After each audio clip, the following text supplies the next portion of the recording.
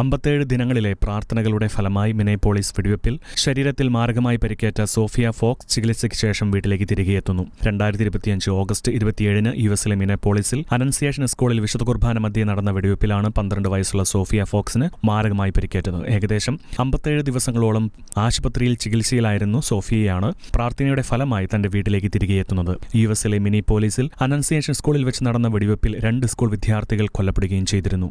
2025 October 23-നാണ് ആശുപത്രി അധികൃതർ സോഫിയയ്ക്ക് farewell നൽകിയത്. ജീവിതത്തിലേക്കുള്ള സോഫിയയുടെ തിരിച്ചുവരവിനായി ഡോക്ടർമാർ വളരെ നല്ല രീതിയിൽ സഹകരിച്ചുവെന്നും ഞങ്ങളുടെ മകൾക്ക് വേണ്ടിയുള്ള നിങ്ങളുടെ പരിചരണം വളരെ ഫലവത്തായിരുന്നുവെന്നും സോഫിയയുടെ മാതാപിതാക്കളായ ടോമും ആമി ഫോക്കസും പറഞ്ഞു.